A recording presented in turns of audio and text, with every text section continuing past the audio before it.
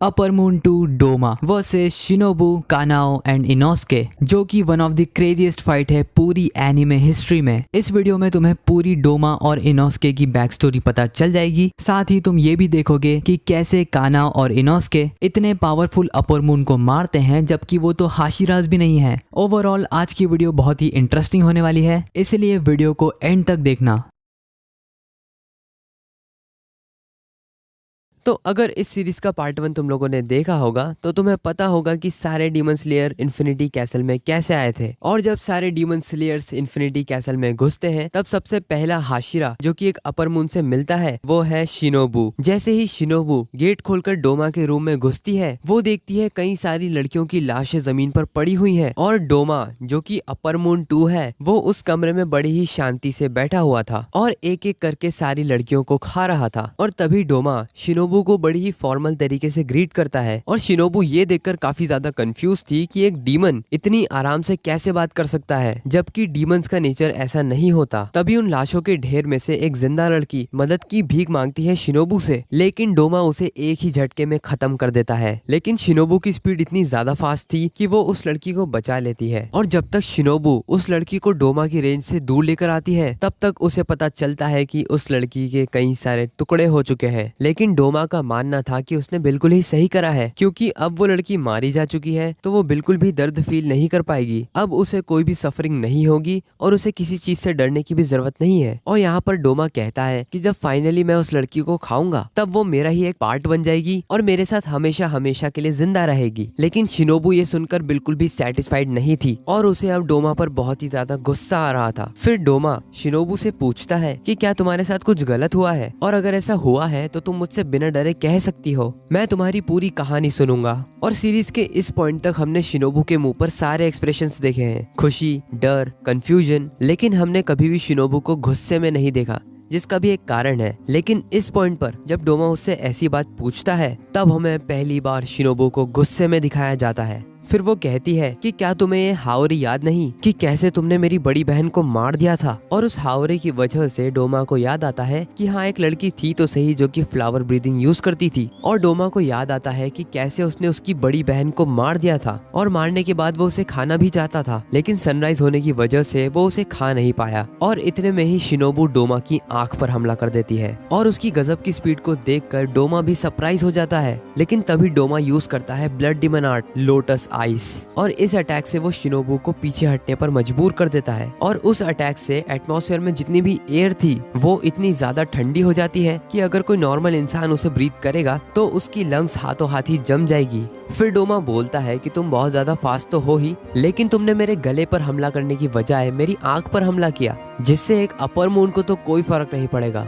जिस पर शिनोबू का जवाब होता है कि उसका मकसद था ही नहीं डोमा की गर्दन काटना, वो तो बस उसकी बॉडी में पॉइजन पहुंचाना चाहती थी। और तभी डोमा की हालत खराब होने लगती है, वो खून की उल्टियां करने लगता है। लेकिन जैसा कि शिनोबू को डर था इतना कम पॉइजन डोमा को मारने के लिए काफी नहीं है और कुछ सेकंड्स में ही डोमा उस पॉइजन से इम्यून हो जाता है। लेकिन क्योंकि ये शिनोबू का पहला ही पॉइजन था इसलिए डोमा काफी ज्यादा एक्साइटेड था कि अगले पॉइजन कितने पावरफुल होंगे। मतलब डोमा को उसकी स्ट्रेंथ पर इतना ज्यादा भरोसा है कि वो हाशिराज के सामने भी मजाक मस्ती कर रहा है। लेकिन शिनोबू भी जानती थी कि इतनी जल्दी डोमा नहीं मरेगा, इसलिए वो अगले अटैक के लिए तैयार हो जाती है। जिसके बाद हम देखते हैं डोमा के बचपन या फिर उसके पास्ट को, जहाँ पर डोमा के जन्म के साथ ही उसकी आंखों का कलर रेनबो कलर का था और उसके बाल भी व्हाइट कलर के थे, जिस वजह से लोगों का ये मानना था कि डोमा बहुत ही ज्यादा स्पेशल है। और डोमा के पेरेंट्स का भी यही मानना था और यही वो कारण था कि डोमा अपने पेरेंट्स को बहुत ही बेवकूफ समझता था। जिसके बाद डोमा के पेरेंट्स अपना खुद का नया कल्ट शुरू कर देते हैं, इटर्नल पैराडाइज कल्ट, और इसका एक सेपरेट मंदिर भी था जहाँ पर कई सारे लोग आते थे और 4-5 साल के बच्चे डोमा से अपनी लाइफ में हो रहे दुख दर्द के लिए सॉल्यूशन मांगते थे। हालांकि डोमा में बचपन से कोई भी फीलिंग्स नहीं थी और उसे अडल्ट्स पे बहुत ही ज्यादा गुस्सा आता था क्योंकि वो इतने बड़े हो चुके हैं लेकिन इतनी छोटी सी बात नहीं समझते कि एक छोटा सा बच्चा जिसकी आंखें कलरफुल है वो उन्हें मोक्ष नहीं दिला सकता।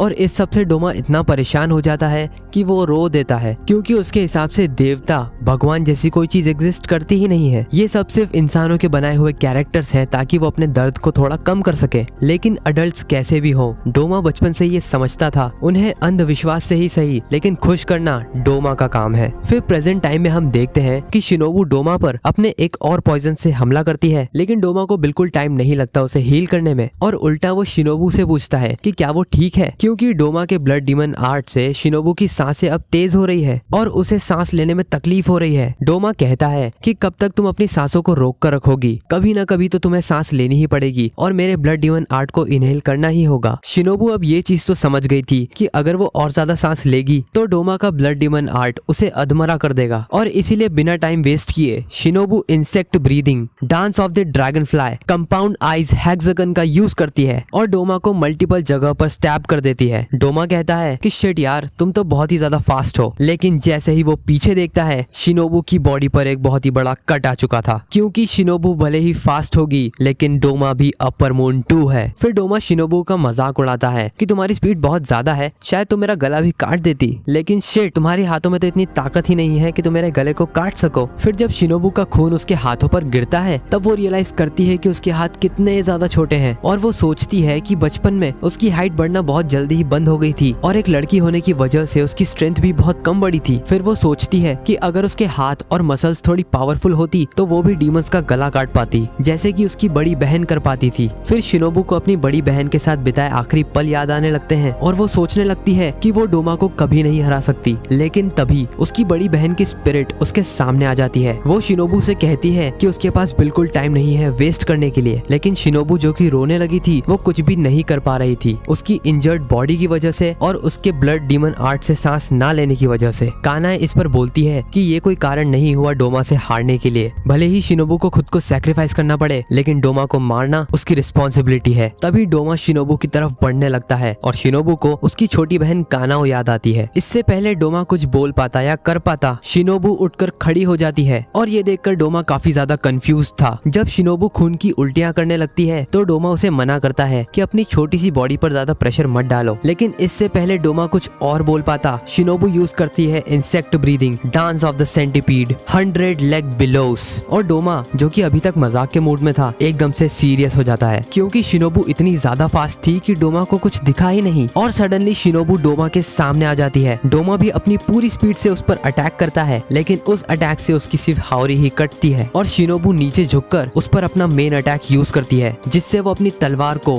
डोमा के गले के आर पार करते हुए ऊपर सीलिंग में घुसा देती है। तभी शिनोबू को अपना बचपन याद आने लगता है कि वो अपने पेरेंट्स के साथ कितनी ज्यादा खुश थी, लेकिन फिर एक दिन सबकी ही तरह किसी डीमन ने शिनोबू के घर पर हमला कर दिया और उसके पेरेंट्स को मार दिया। वो डीमन शिनोबू और उसकी बड़ी बहन को भी मारने ही वाला था, लेकिन टाइम पर वहाँ पर गियो में आ जाता है और उन दोनों बहनों को बचा लेता है। और वही दिन था जब शिनोबू और उसकी बड़ी बहन कानाए एक दूसरे से वादा करती हैं कि जैसे उनकी फैमिली और सारी खुशियां डिस्ट्रॉय हो गई, वो दूसरों के साथ ऐसा नहीं होने देंगी। और उसके बाद वो दोनों ही डीमन स्लेयर बन जाती हैं और शिनोबू जिसने अपनी तलवार अपर मून 2 के गले में डाल रखी थी, वो ये सोचती है कि एक डीमन को मारने से वो कई लोगों की जान बचा सकती है, लेकिन एक अपर मून को मारने से वो कई हजारों लोगों की जान बचा सकती है। फिर शिनोबू को एनिमे के सीजन 1 का वो सीन याद आता है जब तांजीरो से पूछता है कि क्या तुम गुस्से में हो। शिनोबू तांजीरो की बात का जवाब देते हुए कहती है कि वो तब से गुस्से में है जब से उसके पेरेंट्स को मार दिया गया था, जब उसकी बहन को मार दिया गया था और जब उसके सारे स्टूडेंट्स को मार दिया गया था, वो तब से गुस्सा है। उसे याद आती है आओई, सुमी,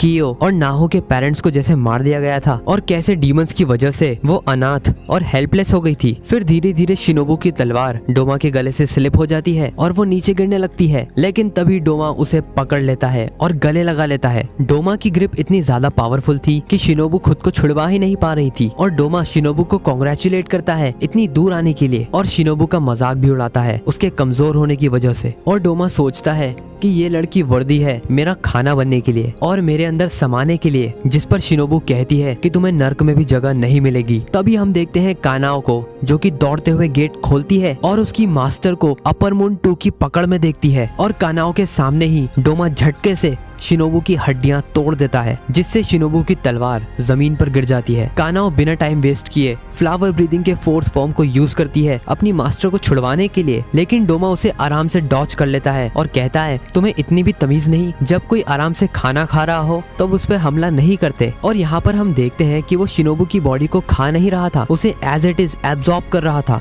और कानाओ इतनी ज्यादा हेल्पलेस थी कि वो देखने के अलावा कुछ भी नहीं कर पाती है और उसे डोमा पर बहुत ज्यादा गुस्सा आता है और कुछ ही देर में डोमा शिनोबू को पूरी तरीके से कंज्यूम कर लेता है। डोमा कहता है कि वो लड़की बहुत ज्यादा टेस्टी तो थी ही, साथ ही बहुत अच्छी भी थी, लेकिन हम ज्यादा टाइम साथ में स्पेंड नहीं कर पाए क्योंकि उसे बहुत गुस्सा आ रहा था। लेकिन देखो आज का दिन कितना अच्छा है, भगवान ने मेरे लिए एक और स्वीट डिश भेज दी है। और वो ये सब कहता है शिनोबू की हेयर पिन को चाटते हुए। और ठीक इस पैनल के बाद मांगा में एक पॉज लग जाता है डोमा वाली फाइट पे और शुरू हो जाती है जेनित्सु और काइगाकू की फाइट। और जब वो फाइट खत्म होती है तो शुरू हो जाती है Akaza versus Tanjiro and Giyu. और उस फाइट के भी बाद हमें वापस से रिज्यूम किया जाता है डोमा फाइट को। अब इससे पहले हम डोमा की फाइट में और ज्यादा आगे बढ़े, मेरी तुम लोगों से एक छोटी सी रिक्वेस्ट है। मैं चाहता हूं कि तुम इस वीडियो को लाइक कर दो और इस वीडियो पर कमेंट भी कर दो ताकि इस वीडियो पर एंगेजमेंट बढ़े और YouTube को पता चल सके कि वीडियो में थोड़ी मेहनत की गई है। और इसीलिए मैं इस वीडियो पर एक लाइक एम रखता हूं विच इज 999 लाइक्स। एंड जब ये लाइक एम कंप्लीट होगा तभी मैं इसका नेक्स्ट पार्ट अपलोड करूंगा, क्योंकि तुम लोगों ने आकाजा वाली वीडियो पर लाइक करे ही नहीं और अपने टारगेट से बहुत पहले ही उसकी ग्रोथ रुक गई। तो क्योंकि इस वीडियो पर लाइक करके तुमने अपना काम कर दिया है, इसलिए मैं भी आगे की स्टोरी को एक्सप्लेन करके अपना काम करता हूँ।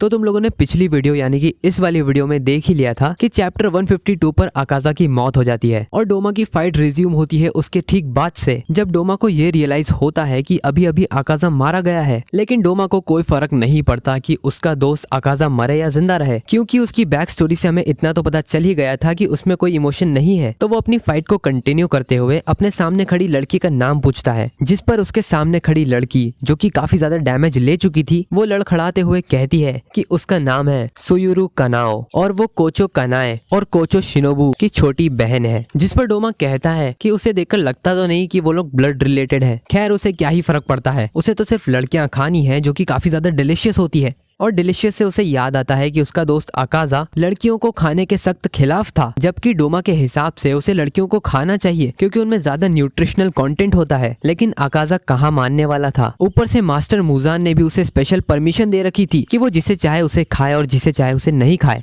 वैसे भी मास्टर मुजान उसे रैंडम मिशंस पर नहीं भेजते थे, वो उसे स्पेशल मिशंस पर ही भेजते थे। फिर वो आकाजा की मौत पर रोने लगता है कि अब उसका कोई दोस्त नहीं, जिस पर कानाओ बहुत ही सीरियस होकर बोलती है कि झूठ बोलने की भी एक लिमिट होती है और वो ये चीज आसानी से बता सकती है कि डोमा के अंदर कोई भी फीलिंग्स नहीं है। कानाओ कहती है कि सभी लोगों के जन्म के साथ उनमें कई सारी फीलिंग्स होती है, जैसे हैप्पीनेस, जेलसी, सैडनेस और एंगर, लेकिन डोमा इनमें से कुछ भी समझ नहीं सकता। हालांकि डोमा काफी ज्यादा स्मार्ट है, तो उसे पता है कि कैसे इमोशंस को छुपाया जाता है और फेक फीलिंग्स दिखाई जाती है। कानाओ कहती है कि जब डोमा कुछ भी फील कर ही नहीं सकता तो वो ये फालतू की एक्टिंग क्यों करता है। वो कहती है कि डोमा अंदर से पूरी तरह से खोखला है और यहाँ तक कह देती है कि डोमा आखिर पैदा भी क्यों हुआ। अब डोमा जो कि सीरियस हो चुका था, वो कहता है कि मैंने कई सारी लड़कियों को मारा है और उनसे बातें भी करी हैं, लेकिन मैं कभी भी तुम जैसी बुली से नहीं मिला जो कि इतनी सुंदर होने पर भी इतनी कड़वी बातें करती है। कानाओ इस पर कहती है कि वो उससे इतनी ज्यादा नफरत करती है कि उसके मुंह से सच ही निकल गया। डोमा इस पर कहता है कि तुम्हें गलतफहमी हुई है, मैं इतना भी स्मार्ट नहीं हूँ। और बात रही कि मैं पैदा भी क्यों हुआ हूँ, तो एक काम करो, मुझे मार ही दो, अगर मार सकती हो तो। डोमा सडनली कानाओ के पीछे आ जाता है और अपने फैंग से उस पर हमला कर देता है, लेकिन कानाओ न केवल उस अटैक को डॉच कर लेती है, वो डोमा के पेट पर भी एक स्लैश मार देती है। डोमा उस पर हमला करता है, लेकिन वो अपनी फ्लेक्सिबिलिटी से खुद को फिर से बचाने में कामयाब हो जाती है। और सिर्फ यही नहीं, उस पूरे कमरे में जो डोमा का ब्लड डिमोनाट फैला हुआ था, कानाओ ने अभी तक उसे इनहेल नहीं करा, मतलब वो प्रॉपर्ली सांस भी नहीं ले रही है। फिर कानाओ मन ही मन में सोचती है कि उसके रोंगटे खड़े हो रहे हैं, घबराहट में उसके हाथ अपने आप ही धूज रहे हैं और डोमा की वो खतरनाक इमेज उसके दिमाग से निकल ही नहीं रही। लेकिन उसे डोमा पर इतना ज्यादा गुस्सा आ रहा है कि मानो उसकी बॉडी जल रही है सिर्फ डोमा को मारने के लिए। तभी वो डोमा के सामने चिल्लाती है कि वो उससे बहुत ज्यादा नफरत करती है क्योंकि डोमा ने उसकी फैमिली को मार दिया। तभी वो यूज करती है flower breathing, fifth form, peony of fertility और रैपिडली वो डोमा पर कई सारे हमले कर देती है, जिसके जवाब में डोमा यूज करता है blood demon technique, snowfall in a wilted garden, जिससे बहुत ही मजबूत आइस की कई सारी लेयर्स डोमा के सामने बन जाती है ताकि वो उसे प्रोटेक्ट कर सके। लेकिन कानाओ अपने फ्लावर ब्रीदिंग के सेकंड फॉर्म से सभी को तोड़ देती है। डोमा डोमा समझ जाता है कि ये भले ही बहुत पावरफुल नहीं है, लेकिन फिर भी इसकी एनालिटिकल स्पीड और आंखों की तेजी बहुत ज्यादा है, इसीलिए वो कानाओ की आंखों पर हमला करता है। लेकिन ऑफ कोर्स कानाओ उसे डॉच कर लेती है और फ्लावर ब्रीदिंग के 6th फॉर्म से वो डोमा पर फिर से अटैक करती है। कानाओ यूज करती है फ्लावर ब्रीदिंग के 6th फॉर्म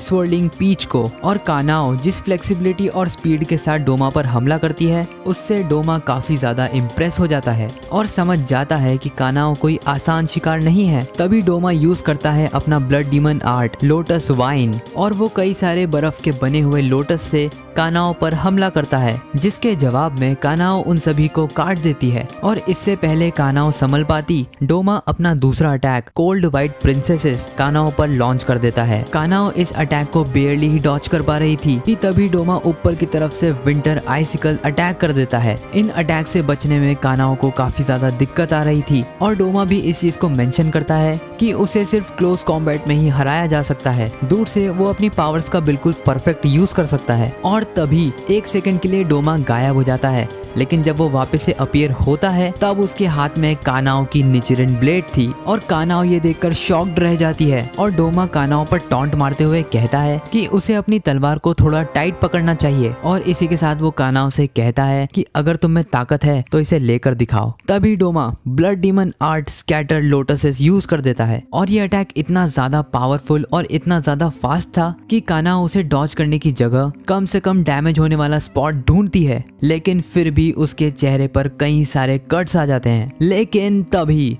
इस फाइट में बहुत ही बड़ा ट्विस्ट आता है, जब हमारे लॉर्ड इनोस्के रूफ तोड़ते हुए सीधा डोमा के रूम में एंटर कर जाते हैं और सभी को सावधान होने के लिए कह देते हैं। तभी इनोस्के यूज करता है beast breathing 5th fang mad cleave, जिससे वो डोमा के अटैक को पूरी तरीके से काट देता है और कानाओ को बचा लेता है। जिसके बाद इनोस्के अपने सामने खड़े डीमन को जूम इन कर देखता है और अनाउंस कर देता है कि सामने खड़ा डीमन अपर मून 2 है, और इनोस्के ही वो बंदा होगा जो कि उसे हराएगा और फाइनली एक हाशिरा बन जाएगा। डोमा मन ही मन में बोलता है कि वो कौन सा उसकी आइडेंटिटी छुपा रहा था, और डोमा मन ही मन में सोचने लगता है कि ये बंदा तो बहुत ही ज्यादा इंटरेस्टिंग कैरेक्टर है। फिर इनोस्के कानाओ की तरफ देखता है और बोलता है कि तुम्हें तो बहुत ही ज्यादा चोट लगी है, अगर ये बात शिनोबू को पता चल गई तो वो बिल्कुल खुश नहीं होगी। जिस पर कानाओ कुछ रिस्पॉन्ड तो करती ही नहीं है, साथ में दुखी भी हो जाती है, और इससे इनोस्के समझ जाता है कि शिनोबू मारी जा चुकी है। और ये बात पता चलते ही इनोस्के पूरा सीरियस हो जाता है। डोमा जो कि दूर खड़ा हुआ बातें सुन रहा था, वो कहता है कि किसने कहा शिनोबू मारी जा चुकी है, वो तो मेरे अंदर समा चुकी है और अब वो अमर है, क्योंकि जिसे भी मैं खाता हूँ वो मेरी बॉडी का एक पार्ट बन जाते हैं और हमेशा के लिए अमर हो जाते हैं। जिसके बाद इनोस्के को याद आता है कि शिनोबू ने उसे एक पिंकी प्रॉमिस किया था कि इनोस्के उस बैंडेज को नहीं निकालेगा जो कि शिनोबू ने उसे लगाई है। फिर इनोस्के इंसेनली सीरियस होकर बोलता है कि मैं तुम्हारे टुकड़े टुकड़े कर दूंगा, और डायरेक्टली इनोस्के डोमा पर हमला कर देता है। और कानाओ उसे वार्न करती है कि डोमा की बनाई हुई एयर को बिल्कुल इनहेल मत करना, लेकिन इनोस्के कौन सा सुनने वाला था, इसलिए वो यूज करता है beast breathing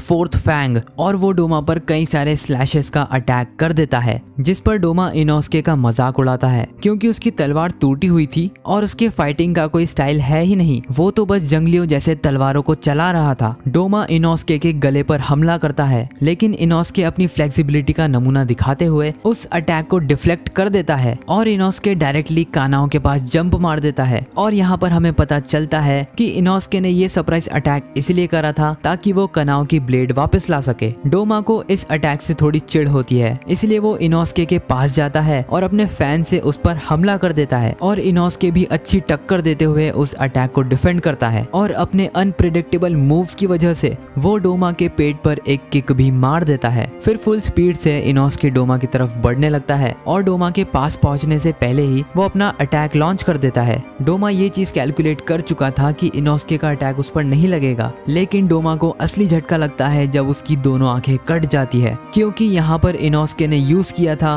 beast breathing 9th fang godly undulating slice, जिसमें वो अपने पूरे हाथों के जॉइंट्स को डिसलोकेट कर लेता है और सेफ डिस्टेंस से ओपोनेंट पर अटैक करता है। कानाओ इनोस्के को ऐसे देखकर पूरी तरीके से शॉक्ड थी, और तभी इनोस्के एक ही झटके में सारे जॉइंट्स को वापस अपनी जगह पर ले आता है और कहता है कि उसका निशाना बहुत ही कमजोर है, वो तो एक्चुअली में गले पर मारना चाहता था। और ये देखकर डोमा हंस पड़ता है और कहता है कि मैंने अपनी पूरी लाइफ में तुम जैसे फाइटर से कभी फाइट नहीं की। जिस पर इनोस्के कहता है कि ऐसा इसीलिए क्योंकि आज तक मेरी लेवल पर कोई पहुंचा ही नहीं है। इनोस्के ये सब बोल ही रहा था कि तभी उसका मास्क एकदम से गायब हो जाता है और हम देखते हैं डोमा के हाथ में इनोस्के का मास्क था और वो कहता है कि बोर की चमड़ी बहुत ही ज्यादा पुरानी हो गई है और आखिर तुम्हें इन सड़ी हुई आंखों में से दिखता भी कैसे है। जिस पर इनोस्के गुस्से में अपना मास्क वापस मांगता है कि तभी डोमा को कुछ याद आता है और वो कहता है कि एक मिनट, मुझे ऐसा लगता है कि मैंने तुम्हें पहले भी कहीं देखा है। डोमा इनोस्के से पूछता है कि क्या हम पहले मिल चुके हैं, जिस पर इनोस्के गुस्से में अपना मास्क वापस मांगता है। हालांकि डोमा को थोड़ा थोड़ा याद आ रहा है कि वो कब मिले थे। कानाओ इनोस्के को बोलती है कि डोमा बस तुम्हारा ध्यान भटकाने के लिए ये सब बोल रहा है, लेकिन तभी डोमा अपने दिमाग में अपनी उंगली डाल देता है और याद करने लगता है कि वो कौन सी मेमोरी थी जब वो इनोस्के से मिला था और उसे याद आती है एक लड़की आज से 15 साल पहले। डोमा को याद आती है एक 17-18 साल की यंग लड़की जिसे उसका हस्बैंड मेंटली तो परेशान करता ही था, साथ ही वो फिजिकली भी उसे बहुत मारता था। इसलिए इन सब से परेशान होकर उस लड़की ने अपना घर छोड़ दिया और अपने न्यू बॉर्न बेबी को लेकर डोमा के मंदिर पहुंच गई और डोमा ने भी उसे अपने इटर्नल पैराडाइज कल्ट में जगह दे दी।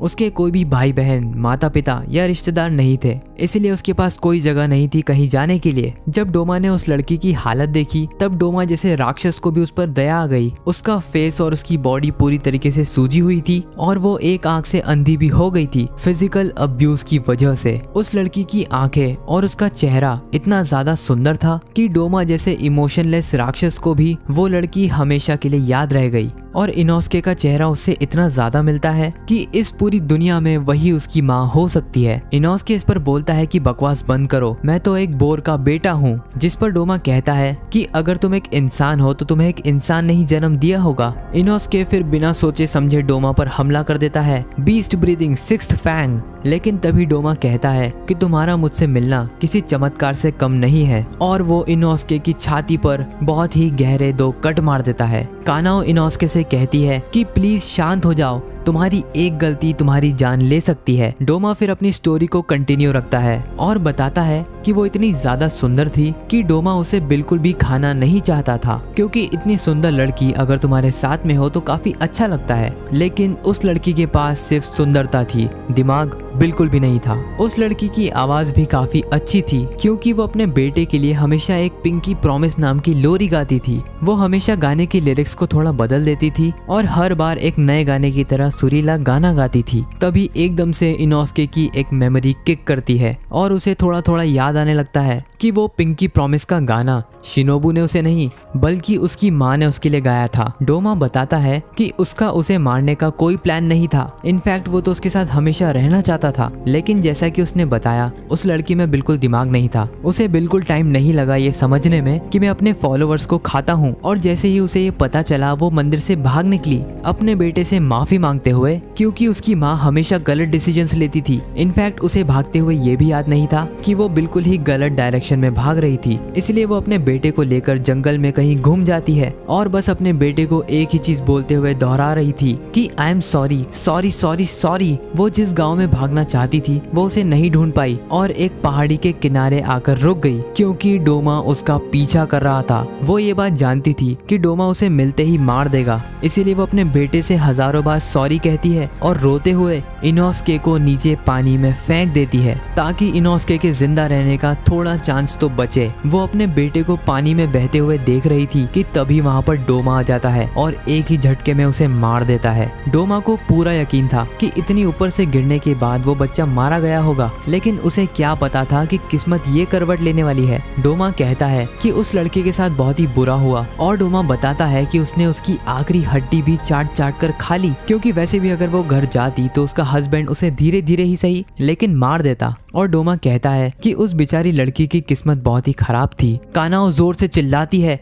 कि चुप हो जाओ, लेकिन डोमा चुप ही नहीं हो रहा था। इनोस्के फिर पानी में से अपनी तलवार को बाहर निकालता है और डोमा कहता है कि तुम्हारी मॉम तुमसे बहुत ज्यादा प्यार करती थी जिसके बाद इनोस्के को बहुत ज्यादा ही गुस्सा आ जाता है और वो कहता है कि मेरी मॉम और मेरे दोस्तों को मारने वाला डीमन ठीक मेरे सामने खड़ा है। वो डोमा से बोलता है कि मुझे अपना पास्ट याद दिलाने के लिए थैंक यू, लेकिन अब मैं तुम्हें बताऊंगा कि नर्क आखिर होता क्या है। डोमा इनोस्के से कहता है कि तुम्हें बहुत बड़ी गलतफहमी हो गई है। एक्चुअली में स्वर्ग और नर्क जैसी कोई चीज होती ही नहीं है, ये तो बस इंसान की बनाई हुई झूठी कहानियां हैं। जबकि सच तो ये है कि जो भी अच्छा काम करने की कोशिश करता है हमेशा सारी दिक्कतें उसी को उठानी पड़ती है। वहीं दूसरी तरफ जो लोग सिर्फ वही करते हैं जो वो करना चाहते हैं, अच्छे और बुरे का फर्क देखे बिना, वही इस दुनिया में खुशी से रह पाते हैं। इनोस्के चिल्लाते हुए कहता है कि अगर नर्क नहीं होता तब भी वो डोमा के लिए एक नया नर्क बना देगा। जिसके बाद डोमा यूज करता है blood demon art freezing cloud,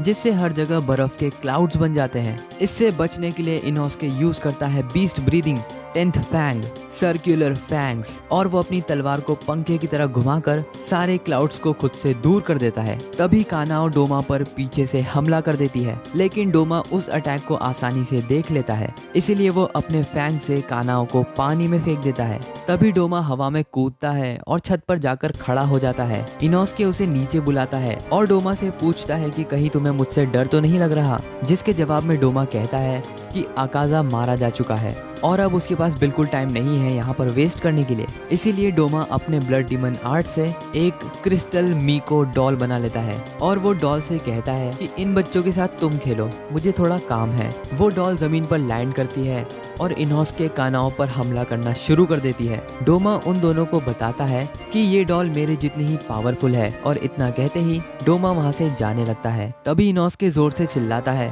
कि आखिर तुम मुझसे भाग क्यों रहे हो, लेकिन कानाओ उसे बैटल पर ध्यान देने के लिए कहती है क्योंकि मीको डॉल इनोस्के के जस्ट सामने आकर उस पर हमला कर देती है। फिर डोमा नोटिस करता है कि इनोस्के तो ब्रीथ कर ही नहीं रहा और बिना सांस लिए भी वो इतनी कमाल की टक्कर दे रहा है। तभी मीको डॉल यूज करती है व्हाइट बिजार्ड प्रिंसेसेस और पूरे कमरे में आइस फॉग फैला देती है और इनोस्के इस हमले से बचने के लिए भागने लगता है। जाने से जस्ट पहले डोमा नोटिस करता है कि ये बंदा बहुत ही ज्यादा इंटरेस्टिंग है, इसकी फाइटिंग स्टाइल भी बहुत अलग है, शायद इसे और थोड़ी देर ऑब्जर्व करने से कुछ नई इंफॉर्मेशन मिल जाए। डोमा कानाओ और इनोस्के की सारी टेक्निक्स देखना चाहता था और इसीलिए वो अपने अटैक्स को थोड़ा और पावरफुल कर देता है। फिर डोमा अपनी एक और डॉल बना देता है ताकि ये खेल जल्दी से खत्म हो जाए और वो मास्टर मुजान की कुछ मदद कर सके। डोमा की नई डॉल आते से ही विंटर आइसिकल अटैक कर देती है, जिससे इनोस्के और कानाओ दोनों को ही बहुत ज्यादा दिक्कत आती है और इनोस्के की बॉडी पर तो कई सारे कट्स भी लग जाते हैं।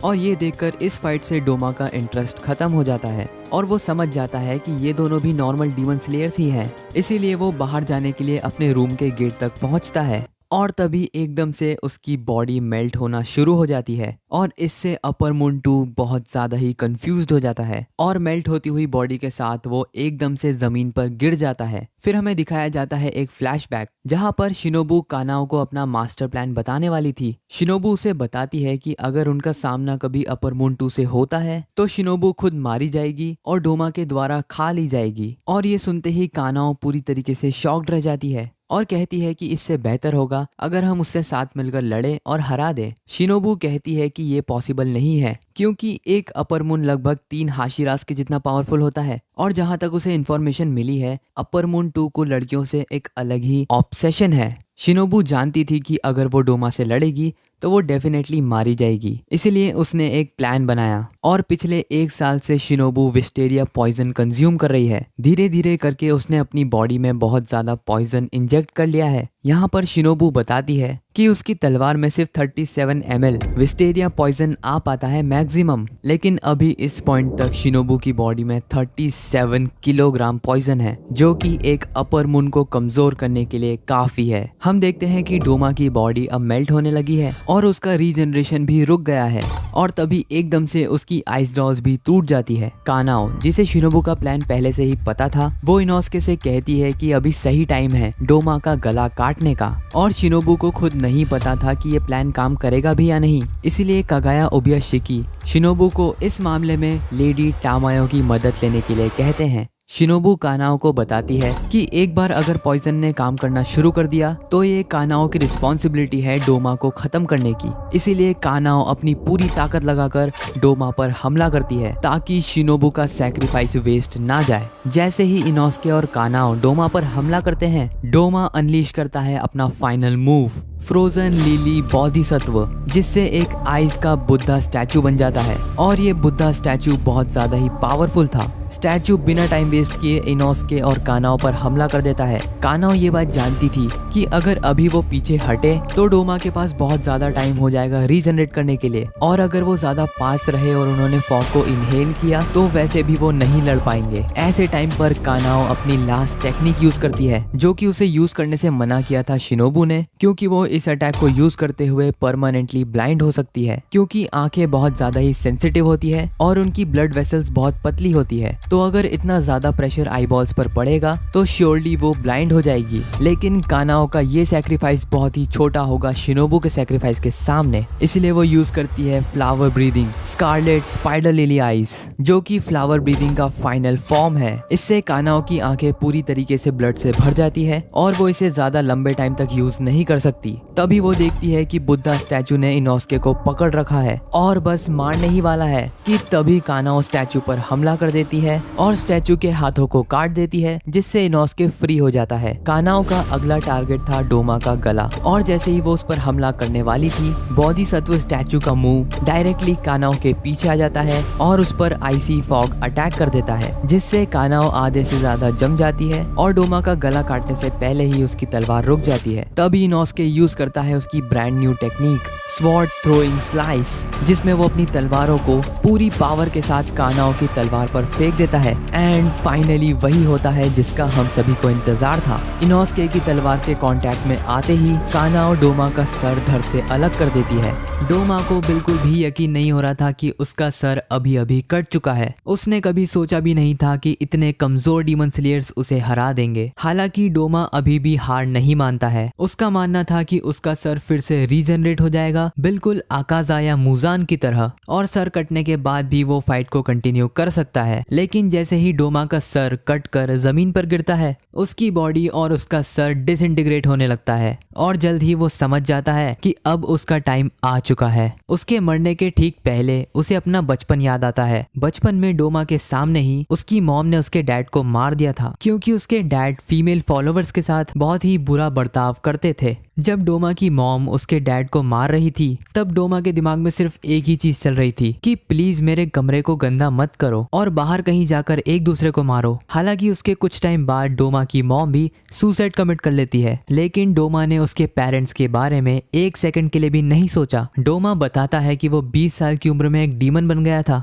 और लगभग 100 सालों से वो डीमन ही है, लेकिन अभी तक इंसानों के इमोशन के बारे में डोमा को कुछ भी नहीं पता था। जिसके बाद हम एक आफ्टर लाइफ का सीन देखते हैं, जहां पर शिनोबू के हाथ में डोमा का सर था। शिनोबू डोमा से कहती है कि फाइनली तुम मारे जा चुके हो और अब मैं चैन से मर सकती हूँ। डोमा उससे पूछता है कि तुम्हारा नाम शिनोबू है या कनाए है, जिस पर शिनोबू कहती है कि तुम्हें नाम याद रखने की कोई जरूरत नहीं, क्योंकि तुमसे घिनौना जीव मैंने आज तक नहीं देखा। डोमा उसे बताता है कि वो पॉइजन इतना ज्यादा खतरनाक था कि उसे पता भी नहीं चला और पॉइजन उसके खून में पूरी तरीके से मिल गया। इस पर शिनोबू बताती है कि उस पॉइजन को तैयार करने में लेडी टामायो ने उसकी मदद की थी। तभी एकदम से डोमा कहता है कि मुझे तुम्हें देखकर कुछ फील हो रहा है। मेरा दिल, जो कि टेक्निकली अभी एग्जिस्ट करता ही नहीं है, वो बहुत तेजी से धड़कने लगा है। इसीलिए वो शिनोबू से पूछता है कि क्या ये प्यार है, और एकदम से डोमा को ये भी रियलाइज हो जाता है कि स्वर्ग और नर्क जैसी चीजें शायद एग्जिस्ट कर सकती हैं। जिस पर शिनोबू उसे गाली देती है और कहती है कि बेहतर होगा तुम जल्दी से नर्क चले जाओ, क्योंकि मैं तुम्हें और बर्दाश्त नहीं कर सकती। वहीं दूसरी तरफ इनोस्के, जहाँ पर डोमा डिसइंटीग्रेट हुआ था, वहीं पर खड़ा होकर अपनी जीत का ऐलान कर देता है। लेकिन इस पॉइंट तक इनोस्के इतना ज्यादा कमजोर हो गया था कि वो जमीन पर गिर पड़ता है। फिर एकदम से इनोस्के को याद आता है कि एक बार तांजीरो ने उसे बताया था कि सभी की मॉम होती है, पर उस टाइम तक इनोस्के को लगता था कि उसकी कोई मॉम है ही नहीं, वो तो बोर्स के झुंड में से ही एक है। लेकिन तांजीरो उसे यकीन दिलाता है कि तुम एक इंसान हो और इसीलिए तुम्हें इंसान ने ही जन्म दिया है। इनोस्के का मानना ये था कि अगर उसकी कोई मॉम है भी, तब भी उन्होंने इनोस्के को छोड़ दिया। जेनित्सु इस पर कहता है कि अगर तुम्हारी मॉम ने तुम्हें छोड़ा है तो जरूर उनकी कुछ मजबूरी होगी, तभी तो उन्होंने तुम्हें एक नाम दिया है। जिस पर इनोस्के कहता है कि अगर मेरी मॉम को मेरी कोई जरूरत नहीं तो मुझे भी मॉम की कोई जरूरत नहीं। लेकिन तांजीरो उसे ऐसा कहने से मना करता है और कहता है कि मुझे पूरा यकीन है तुम्हारी मॉम तुमसे बहुत ज्यादा प्यार करती होंगी। और इस पैनल में हम देखते हैं कि इनोस्के को उसकी रियल मॉम की याद आने लगती है और उन्हीं की याद में वो रोना शुरू कर देता है। वहीं दूसरी तरफ हम देखते हैं कानाए को, जो कि शिनोबू का हेयर क्लिप ढूंढ रही थी और वो ये चीज भी नोटिस करती है कि उसकी राइट आई अब काम नहीं कर रही। कानाओ अपनी बड़ी बहन से माफी मांगती है और तभी कानाओ को याद आता है वो टाइम जब उन दोनों की बड़ी बहन कानाए अपर मून 2 डोमा के हाथों मारी गई थी और उसके फ्यूनरल पर शिनोबू बहुत ज्यादा रो रही थी। उस टाइम कानाओ को भी बहुत ज्यादा बुरा लग रहा था और वो भी रोना चाहती थी, लेकिन वो रो ही नहीं पाती है क्योंकि इससे पहले उसने कभी भी अपनी फीलिंग्स को एक्सप्रेस करा ही नहीं। कानाओ अपने सारे दोस्तों को थैंक यू बोलती है और अपनी दोनों बड़ी बहनों से माफी मांगती है कि तभी शिनोबू और कानाए खुश होते हुए उसके सर पर हाथ रखते हैं और मन ही मन में बोलते हैं कि तुमने बहुत ही अच्छा काम किया। लेकिन जैसे ही कानाओ ऊपर देखती है वहाँ पर कोई भी नहीं खड़ा था। जिसके बाद हम एक आफ्टर लाइफ का सीन देखते हैं जहाँ पर शिनोबू अपनी बड़ी बहन कानाए के साथ फाइनली अपने पेरेंट्स से मिलती है और वो सभी बहुत ज्यादा ही खुश थे। कानाओ जिसके हाथ में उसकी बड़ी बहनों की हेयर क्लिप थी वो फाइनली अपने इमोशंस को एक्सप्रेस करती है और रोने लगती है। वहीं दूसरी तरफ हम देखते हैं तांजीरो को, जो कि आकाजा से फाइट के बाद बेहोश था और तभी उसकी नींद खुल जाती है क्योंकि उसे कहीं से आग जलने की खुशबू आ रही थी। तांजीरो सबसे पहली चीज देखता है कि गियू आग जलाकर अपनी तलवार को गर्म कर रहा है, जो देखकर तांजीरो हैरान रह जाता है। गियू उसे बताता है कि बांधने के बाद भी उसका खून नहीं रुक रहा था, इसलिए वो अपने घाव को जला रहा है ताकि ज्यादा खून ना निकले, और अगर तुम चाहो तो मैं तुम्हारे घाव भी भर सकता हूँ। जिस पर तांजीरो झिझकते हुए हाँ कहता है। फिर गियू तांजीरो से कहता है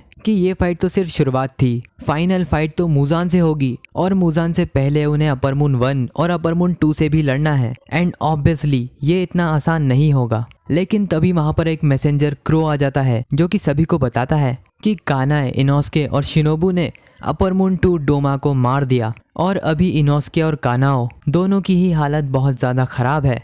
जिसके बाद हम देखते हैं नाकीमे को, जो कि अब अपर मून 4 बन चुकी है। उसकी फाइट शुरू हो जाती है मित्सुरी और ओबुनोई से और ये फाइट बहुत ही कांटे की टक्कर वाली थी। जिसके बाद हम देखते हैं मुइचिरो और गियोमे को, जो कि मुजान के बहुत नजदीक थे। तभी इन्फिनिटी कैसल मुइचिरो को गियोमी से अलग कर देता है और बहुत ही दूर जाकर एक कमरे में फेंक देता है और उस कमरे में एक अपर मून ऑलरेडी था, upper moon 1 Kokushibo. Upper moon 1 मुइचिरो को देखकर कहता है कि तुम तो काफी ज्यादा जाने पहचाने लग रहे हो। और इसी पैनल के साथ infinity castle part 2 Doma fight खत्म हो जाती है। इन्फिनिटी कैसल का एक मेजर पार्ट तो अब खत्म हो चुका है, लेकिन अभी भी सबसे इंटरेस्टिंग पार्ट बचा है। तो अगर तुम्हें इस सीरीज का नेक्स्ट पार्ट देखना है तो वीडियो का लाइक एम कंप्लीट करना होगा, विच इज 999 लाइक्स। और जैसे ही ये टारगेट कंप्लीट होता है मैं इसका नेक्स्ट पार्ट अपलोड कर दूंगा। सो बस गाइस, आज की वीडियो के लिए सिर्फ इतना ही। Thank you for watching this video.